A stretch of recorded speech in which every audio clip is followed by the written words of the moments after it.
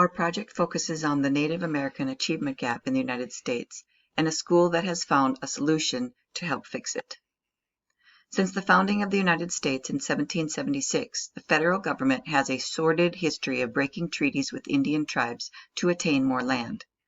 To acquire more land from the tribes, the federal government promised to provide Indians with education. In 1879, off-reservation church mission schools and federal Indian boarding schools started opening. Attendance at the Indian boarding schools was compulsory. In these schools, tribal languages and cultures were prohibited in order to civilize Indians and assimilate them. A superintendent at one of the first of these boarding schools stated, "Kill the Indian to save the man," which basically summarized the harsh philosophy behind the schools. According to the National Congress of American Indians website, over the past 10 years, Native students have been the only population to have not improved in reading or math. Nationwide, Native youth face some of the lowest high school graduation rates, and even fewer enroll in and graduate from college. On average, less than 50% of Native students graduate from high school each year in the 7 states with the highest percentage of American Indian and Alaska Native students. In 2015, there was a congressional hearing by the House of Representatives about examining the challenges facing Native American schools. Members of the committee recounted the deplorable conditions in the BIE schools that they witnessed: thin walls, leaky roofs, improper flooring and ventilation, and lack of desks and other educational material in the classrooms. A congressional hearing in 1969 describes the federal government's failure to provide an effective education as a national tragedy and a national disgrace that has condemned the American Indian to a life of poverty and despair.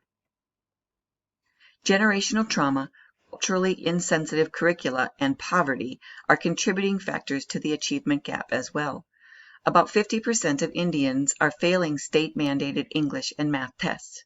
Because the No Child Left Behind Act held schools accountable for student achievement on state tests, English and math were pushed in favor of tribal languages and cultural studies. Lastly, let's look at Pine Ridge Reservation in South Dakota, home of the Oglala Lakota tribe and one of the poorest reservations in the country. About 80% of residents of Pine Ridge are unemployed due to lack of opportunities on the reservation. The annual per capita income is about $6,300. Over 60% of children live in poverty. Often, 3 to 4 families live together in one house due to housing shortages. Life expectancy is only 50 years due to high rates of diabetes, alcoholism, substance abuse, and suicide. Teen suicide rates are far exceeding the national average. And there is no public library on the reservation.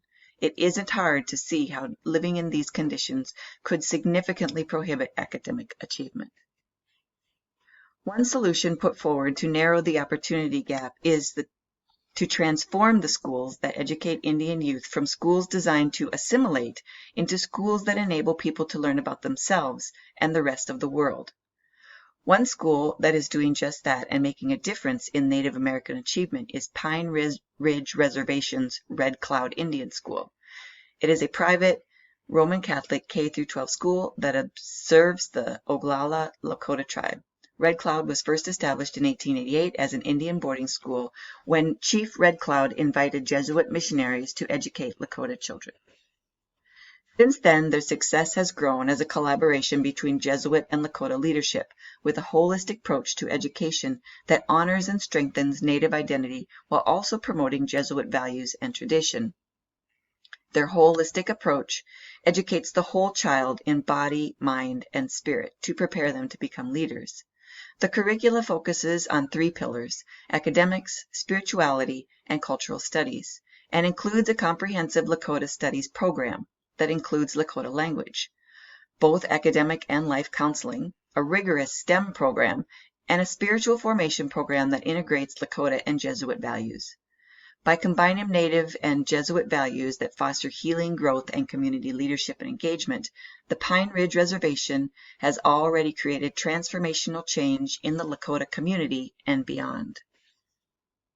According to the 2018 Red Cloud sheet, the graduation rate is now close to 94% compared to 70% for Native students nationwide.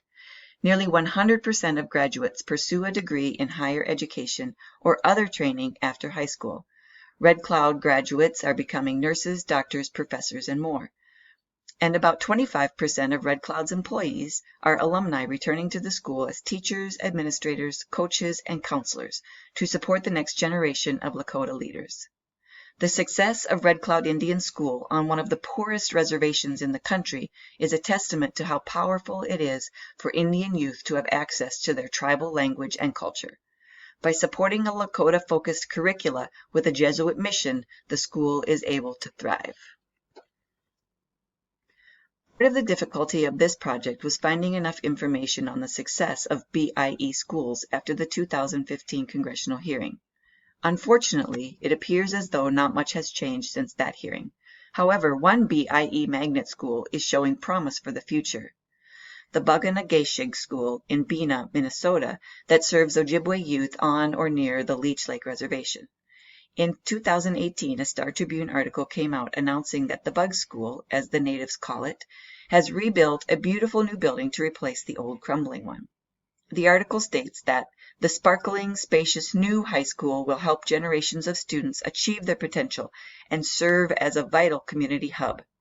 While the new building is just a drop in the bucket in replacing dilapidated BIE schools, the Bug School is a beacon of hope.